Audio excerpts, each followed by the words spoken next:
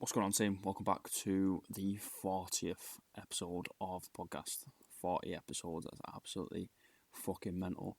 I'm still blown away by it, and I just want to thank you all for the support.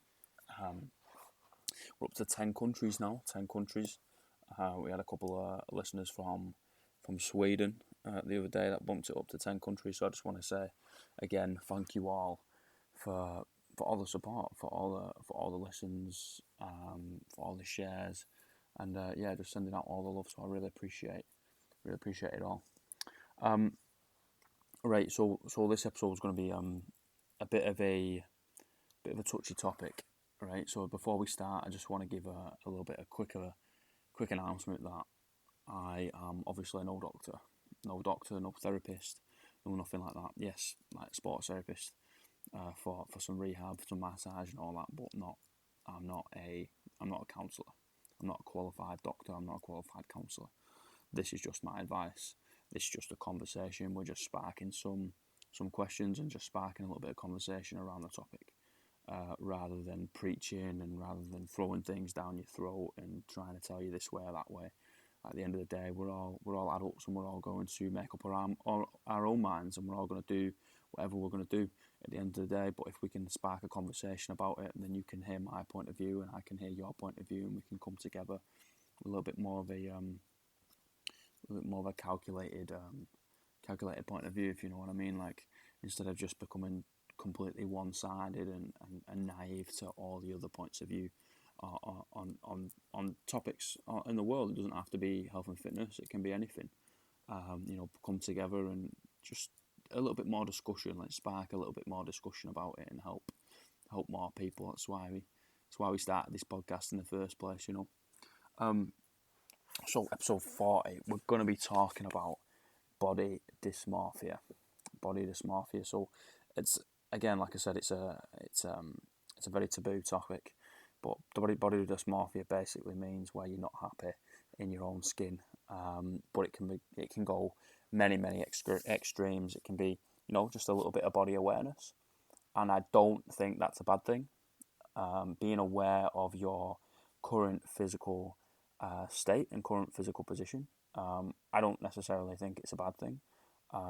It can be if you start causing negative self-talk and all that sort of stuff. I'm just talking about complete no positive, no negative, and you're just going to look at it as face value and be aware of the current situation that you're in. I think that's a very good place, because you know where your starting point is. You know where you want to go. You know where you are now, and then all you got to do is join the dots.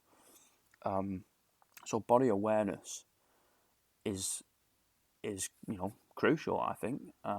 If you definitely want to change your body, and you definitely want to change your situation, you want to improve on whatever, you want to rehab in whatever, like, you need to know where you're starting, and you need to know what sort of direction you want to go, and then you can link the two and two together.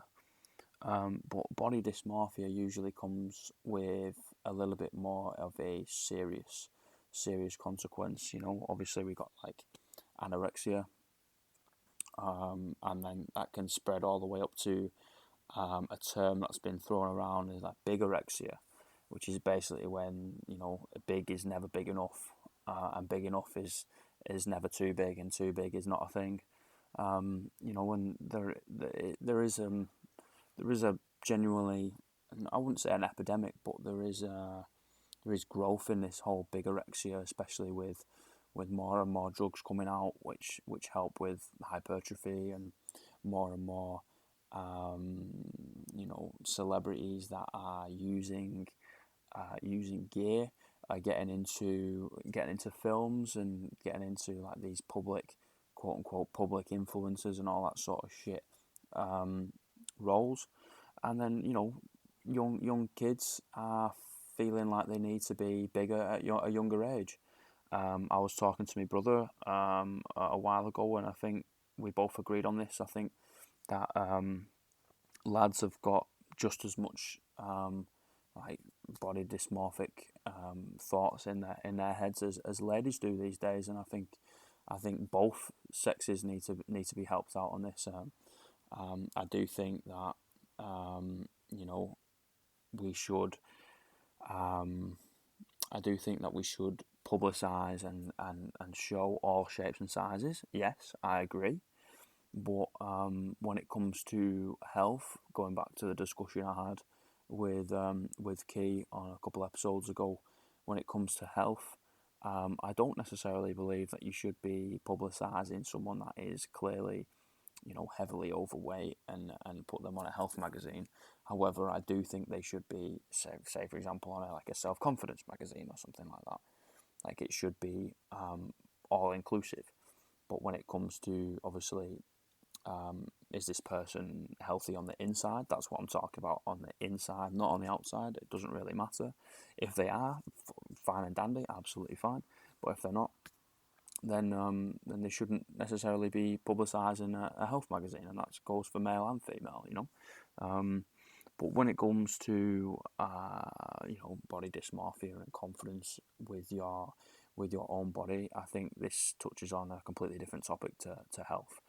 And this is just all about how you perceive the reflection of the mirror, and what thoughts that sparks within the four walls of your own mind. And end of the day, team, our bodies are adaptive. They're going to adapt to different stimuli that is present. They're going to adapt to different things, different stresses, different things that you're going through in life. There's going to be times when you are more active. There's going to be times when you're less active. There's going to be times when you're healthier, and there's going to be times when you're not as healthy. And you're going to have to be okay with the fluctuations through the body.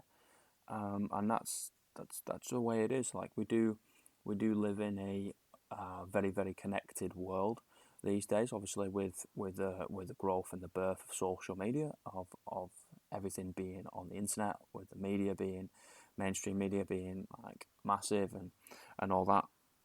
However, we just see a highlight reel. We don't necessarily see 24 hours of people's days. We don't see them through their eyes. They could be absolutely incredibly looking, but they could be depressed as shit, or anxious as shit, or have a really, really bad relationship with food. And that, to me, is just touching on many, many other issues, and it all sparks from body dysmorphia. And I think if you take it onto a really local level, if you are a gym owner, if you are a coach, you are a trainer, or you're just someone that works out in a gym, then you all have the responsibility of creating the environment and the community of the gym that you attend. And it's just all about being all inclusive with all shapes and sizes, whether someone's competing on an international stage at bodybuilding, or if someone's morbidly obese and they're just trying to lose 2 pounds. Like, it really doesn't fucking matter. At the end of the day, we're all in there, we're all trying to be a little bit healthier, a little bit fitter, and we're all pursuing a goal. That's, we're all doing exactly the same stuff. We just look a little bit different because of genetics, because of environmental factors, because of things that we've done in previously in our lives, because of our parents, because of our training history. All these things are going to cause differences in the way we look.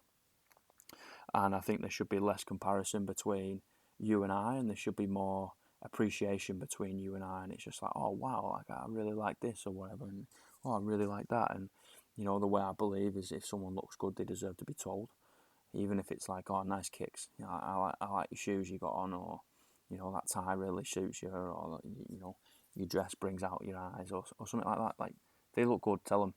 And that's only going to spark their confidence for the day, or for the couple of days of the week, and that can be passed on to other people.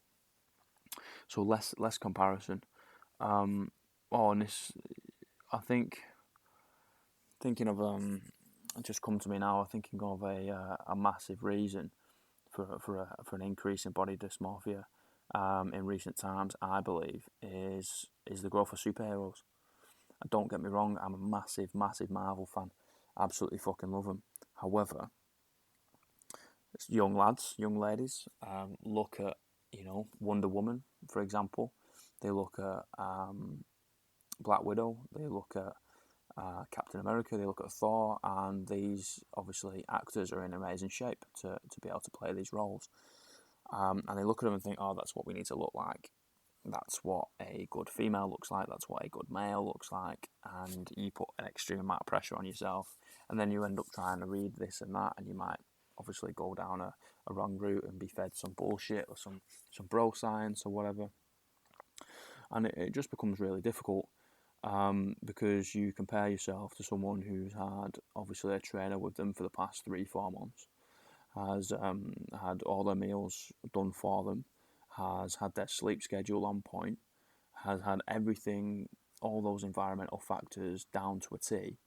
And for the most part, I don't want to speak for all the actors, but it is widely known that some of them may do, and I don't know which ones, obviously, because I don't know them personally, and I don't want to throw any accusations out there.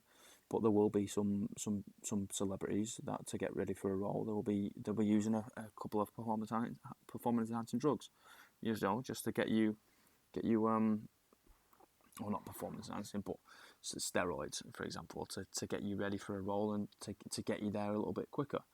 At the end of the day, is that illegal for them to do so? No. It's their job. And if you were offered millions and millions of pounds or dollars or whatever to do so, then I would bet that you'd do exactly the same thing.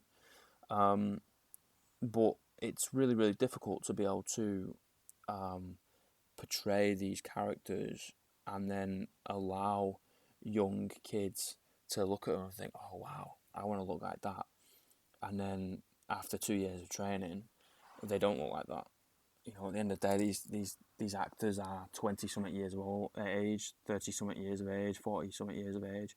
I would bet me bottom dollar that's not the first piece of working out they've done. Plus all those environmental factors, like I said. So there's many things that is going to cause that change to their bodies, because they're in the best situation to do that. And I don't really know the answer, and I don't really know how to counteract that. But maybe just a little bit more openness. This is what I did to prepare for this role. This is how I did it, so on and so forth. This is not how I walk around year round. This is how I walk around year round, and etc. And just a little bit more open, especially for the youth, because the media can become a little bit toxic when they're always surrounded by it and they just think about it all the time. Especially because obviously youths are going through changes, and hormones are going all over the place, mood swings are going all over the place, and just being a little bit more open stops any toxic ideas being twisted inside their own heads.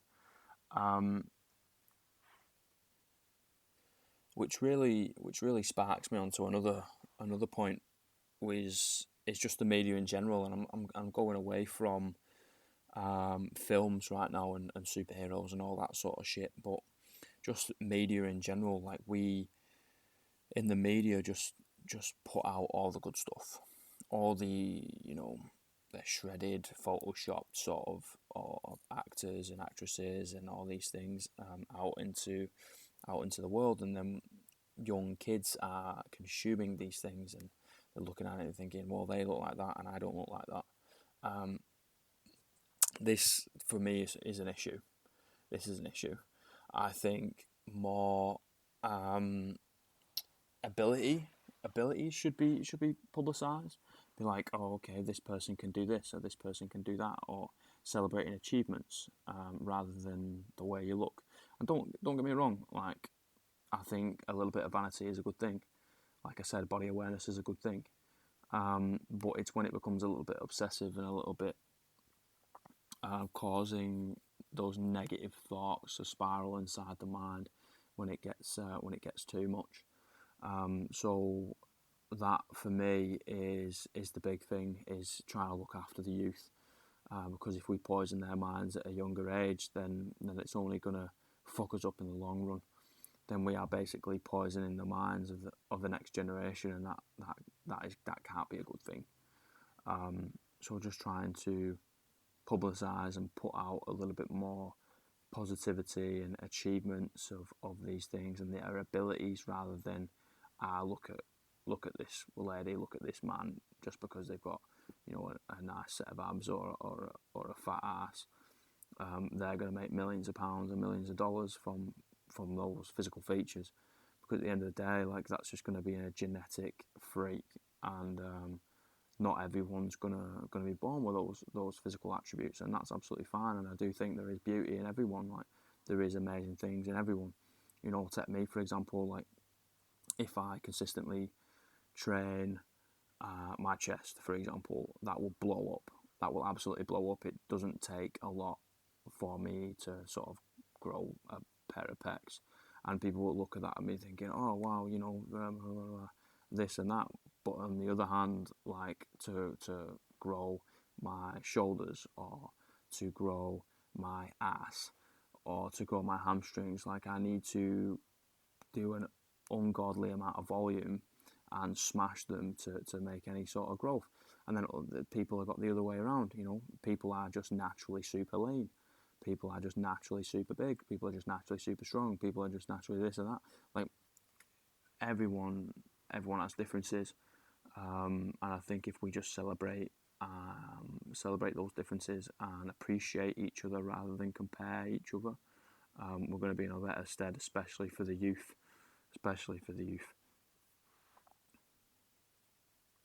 Do I think that's going to eradicate body dysmorphia? No, I don't.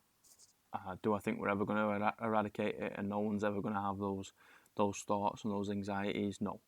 Like, we're human beings, for fuck's sake. Like, we're all going to have those little anxieties and little worries and little things that are in the back of our minds. And, you know, you're going to get home when you're really tired, or you're going to be eating pizza for the third day on the run, or you know, you might have slipped off your training schedule, or you slept a little bit, you know, shit for the past couple of weeks, so your cortisol's up, and then you're retaining water and you look a little bit off, and there's always going to be those things that are in the back of your mind. But I don't think, having said that, we should just leave it the way it is. I think there is steps that we can take to help reduce body dysmorphia, and especially within the younger population. And like I said, if we just come together and appreciate one another and our abilities, and us as different human beings, like, at the end of the day, we're all different. Everybody's different, and every body is different. You know, I say that a few times, but I think it's so true. And, you know, oh wow, you can do this, and that's absolutely incredible. But I can do this, and that's incredible too. You know, Eddie Hall deadlifting 500 kilos, and the deadlift is absolutely nuts. Like, that's incredible. But then also a sub 2 hour marathon is absolutely mind blowing. That's incredible too. And I think the human body, in all its forms, whether it is aesthetic, whether it is athletic, or whether it's a combination of the two, should be appreciated and should be glorified, rather than just compared, and all these negative emotions start taking over. So, team, hopefully you've got something from just a little bit of a discussion regarding body dysmorphia. I know it is a very, very sensitive topic for a lot of people, and if it's helped out, then fucking great. Hopefully it has at least one person. And if you want to talk about any of those little things, any topics, or if you struggle with it yourself, then I'm always going to be free to chat over these things. No problem at all. It's going to be on AT Fit Coaching on the Facebook page, or it'll be Alex Thomas Fit on Instagram, and I'll be there. You know, any time of the day, I will get to you, and we can chat things out. That's absolutely fine. We can chat things out, and of course, we do have the new domain on the website. We are atfitcoaching.com, so it is exactly the same as the Facebook page now, which is brilliant. Hopefully you have enjoyed episode number 40. We are gunning down on 50 episodes in, and again, I really, really, really, really fucking appreciate all the support. If you like it, give it a wee share. If you don't, not a problem. Enjoy the rest of your day, and I will see you soon. Peace and love.